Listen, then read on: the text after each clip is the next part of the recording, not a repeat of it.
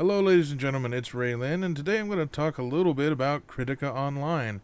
More or less just giving you a very quick little review and my own opinion on the game now that it's been out for almost 2 months or so, and I've gotten a little bit of a feel for it. I've created pretty much all the characters that you can create in the game, the classes, and just giving you an overhead kind of sky view of the game in general. You can watch some of the gameplay. I think for what it was originally a telephone game. You played this on your phone somehow. I'm not sure exactly how it works because I don't really have a phone that would play games anyway. Kind of old-fashioned here. But it used to be a phone game and they ported it over to PC. And I think the game is okay. I don't want to say that it's the greatest game in the world. It has some fun aspects, just as you can see watching the gameplay. That it's just really fun going into a dungeon and just beating the living crap out of everything there with as high combos and juggles and things that you can do. And every class is, very different from another. Every class is also gender locked to specific classes. Like this is my gun mage. The gun mage can only be a male, for example. And it's very highly anime inspired, stylized in that kind of a vein of art style. So if you don't like the cartoony, very anime-styled games, you may not really care about this one either. But that is the kind of style it goes off of. Basically, it's a anime version of Vindictus. Is pretty much the closest I can come to, or Dragon Nest.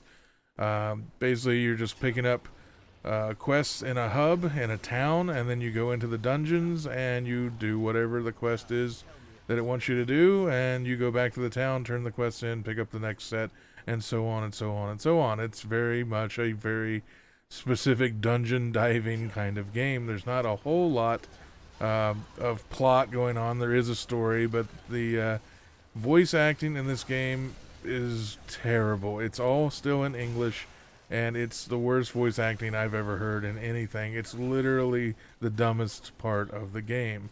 The translation is okay.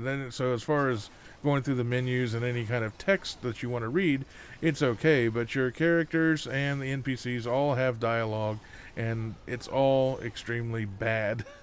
It was so bad that before the game even came out of beta, people were asking to please let them figure out or bring back an option to change the voices to either the original Korean voices or the Japanese voices or anything other than the really shitty English voices. And I would definitely agree with that. Now, the game is completely free to play. It does have a store, though, as all free to play games have, that generally have cosmetic stuff, potions, and things like that to speed up your leveling process. I don't think it takes very long to level at all. I'm above basically 40. I'm like 45. And it's just not that many hours put into the game, to be honest, considering most RPGs or any kind of MMO sort of dungeon diving type game, like, say, Dungeon Fighter Online, Vindictus, and all that. You don't necessarily level that fast. But in this, you do definitely seem to level pretty quick. Even in the beta, within 2 to 3 days, I was seeing congratulatory messages in the chat saying that somebody hit max level already. And so, it seems to go pretty quick. Now, as far as how close we are caught up to the Korean version, I can't say. I know we're definitely behind them. I just don't know how many patches. And I don't think the phone game is exactly like this. They've definitely made some modifications on the PC version. There are several classes to choose from. The base classes are like Warrior, Gun Mage, Reaper, and Rogue, and then each one of those will become either 2 or 3 different classes depending on the class that's in the game right now. A Gun Mage, for example, can become a Frost Mage, a Warp Mage, or like a Shadow Mage. And so, there's a lot of variety, and every one of the classes plays very, very differently from another, including even just between a Warp Mage and a Frost Mage. Completely different set of skills and everything. Here you can see the Frost Mage artwork here as I came.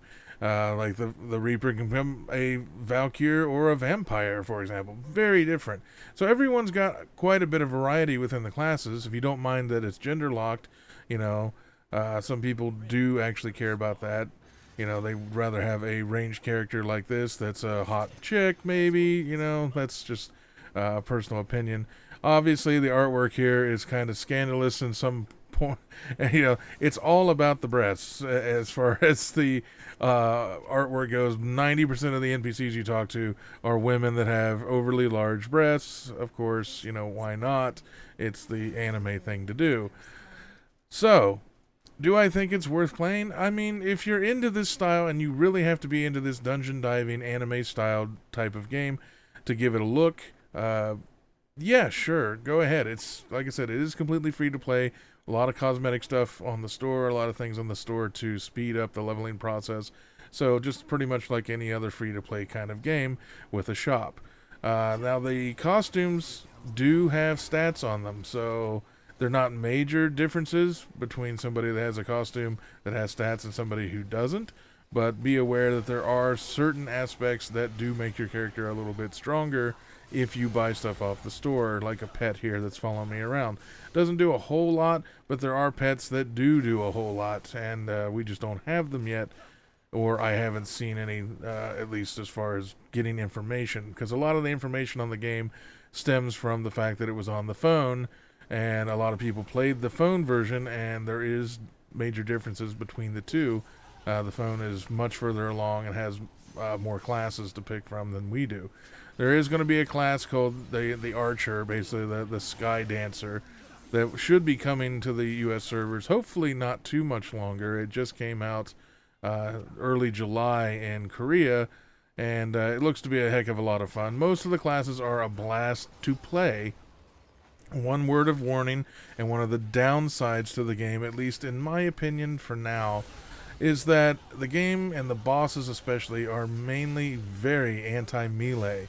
And what I mean by that is if you get caught just right or wrong on a boss in melee range, you're generally going to die in one hit, maybe two. Now, the melee generally have better skills for dodging mechanics than the mages or long-range characters, but just be aware that if you're going with a melee class, which is 95% of the classes in this game, the Frost Mage being the one that is mainly 90% range, very little melee, that you're probably going to get your butt kicked in on a lot of bosses, especially if you're by yourself and you up the difficulty as you go through the game. It has several levels of difficulty for each dungeon, and the enemies get stronger, they use stronger attacks, and it's up to you to get the hell out of the way or pretty much just die in one hit. It's kind of annoying for me because the melee characters kind of give up the long range for, you know, multi-hit attacks that just basically knock the boss down and then juggle them into infinity. But that requires a lot of knowledge of the character and a lot of playing around with the skills, and many of the skills that you get early on won't help you out that much. I like the Frost Mage because, as you can see here, I can freeze anything in place, including a boss, and just recklessly just beat the crap out of them and while staying as far away as possible. Most of the melee classes don't have that as an advantage, which is why I would suggest if you're going to try it out, just expect that melee have a much harder time in general than any of the ranged classes.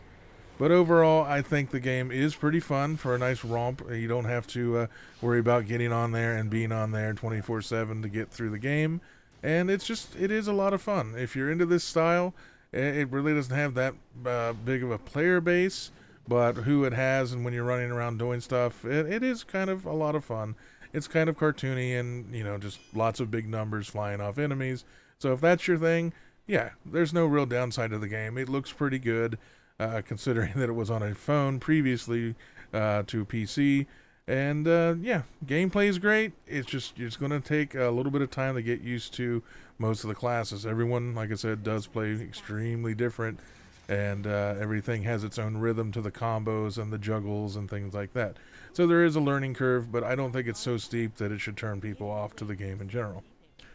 Anyway, that is going to be one of my shortest videos ever. I just wanted to do an overall impression of Kritika Online. So, yeah. Anyway, that's going to do it. If you enjoy the video, please press the like button down below.